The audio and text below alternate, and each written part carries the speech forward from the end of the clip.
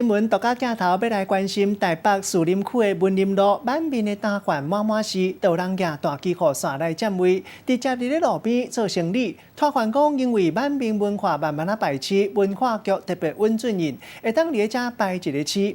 咱台视新闻的记者一个问文化局，讲根本就无即款代志，是因家己大主大意。林荫道顶悬一个搁一个担，全部拢用大支的雨伞甲篷布掠，甲是目睭睭，亲像即款的满面担，都有10几间，将林荫道的路占一半以上。30-40年了，2-3摊，然后冲击到最高的时候有20几摊。台湾特殊的满面的文化已经流传过了10年，但是台北市士林区的满面担却占地为王。伫路边用一支大雨伞，搁举几条椅仔，直接就伫咧林荫道顶悬来做生意。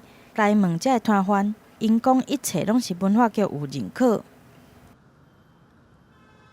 我们是有经过文化局认可，因为算文化，就是玩脸。摆担占用林荫道，说讲是文化局特别来认可，实际来问相关的单位，文化局讲根本都无这种代志。帮他们推广，就保障他们能够在哪里，或者说违规的地方来设摊。我们没有这个立场去做这件事情。摊贩家己占地为王，搁讲是文化局认可。附近的民众对着摆摊的问题嘛表示观感是真无好，希望会当有相关的单位出面来处理。他们有做出了一些逾矩的行为，我觉得政府还是要以政府的角色，如果看到这样的状况，还是要予以劝导。困扰一定会有，不方便一定会有，但是它的特色也存在。传统特色文化需要保存，但是违规来摆摊，警方也是会当来开12块的罚单。到底伫咧保存文化甲维护用路人的权益之间，要安怎来处理？恐惊爱相关单位好好来想一下。